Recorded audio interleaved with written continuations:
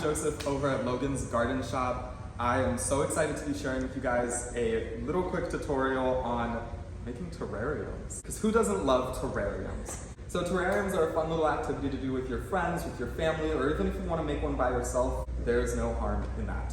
All the materials that I'm going to be using today you can get here at Logan's Garden Shop. And if you guys have any questions or need any help, just come stop on by and we'll help you get all the ingredients you need together to make your own little world. Step 1 is to pick out your container.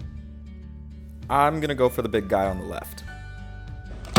If you don't have a drainage hole, add about ½ an inch of rock to the bottom. Next, you're going to want to add your soil. I'm using Logan brand mix just because I know it's all organic and it'll be able to sustain the plants I pick.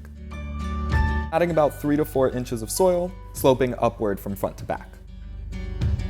Next, I'm adding some slate rock to kind of separate the foreground, middle ground, and background. The fun part comes with picking your plants. Go crazy, pick whatever you like. And remember, they grow in. Using these terrarium tools, I'm digging small little holes where the plants are going to go. Carefully remove your plant from the pot, separate some of the dirt from the roots, and then start sticking them in. It's purely intuitive, so you get to let your creative juices shine. I personally am starting with the taller plants in the back and the smaller plants up closer to the front. It's okay to make changes. Decided I had too much space, so I'm adding this cute little guy to the mix.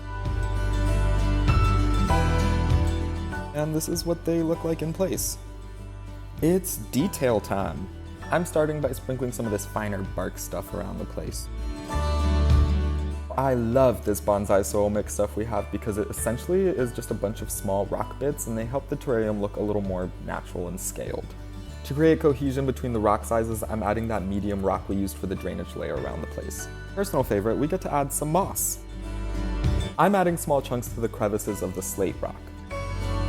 And just like that, you got a terrarium. Well, make sure to keep it moist, so you want to spray it down thoroughly about once a week. And now you have your own personal slice of earth. If you aren't brave enough to tackle this on your own, don't be afraid to stop on by and we'll be more than happy to help.